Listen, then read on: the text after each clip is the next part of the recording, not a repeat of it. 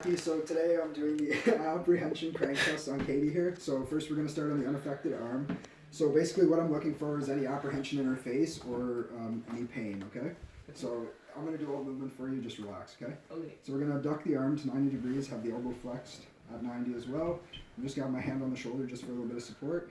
And I'm just going to move her down, just looking for any apprehension, that's okay? Mm-hmm. Okay, so now we'll move to the injured side.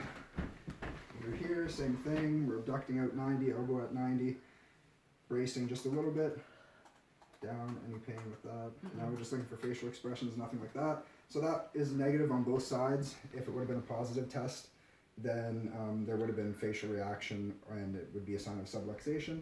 So now I'm going to do the relocation test. So we do this after the crank test. So I'm going to apply pressure down. So it's basically the same test, I'm doing all the work for you. I'm going to apply pressure down at the head of the humerus while going back into external rotation. Any pain with that? No? Okay, so no pain with that means that it's linked to the head of the humerus. And we'll do the same now on the affected side. Again, the same thing, applying pressure down, externally rotating. Ow. So we do have a positive test on that side. Sorry. So, which would actually be technically a negative test for this, which is a sign that it's not related to the position of the humeral head, and it could be something else, so we'll need to dig into that more. And finally, we'll do the apprehension posterior test.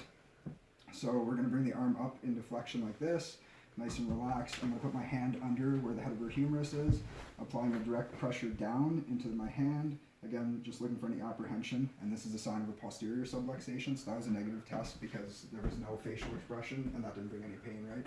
No? Okay, so same thing on this side, just nice and relaxed, hand under the head of the humerus again, pushing down. No facial expressions other than a smile, so it mustn't have hurt. So that's a negative test on both sides, which is a sign that there was no subluxation posteriorly.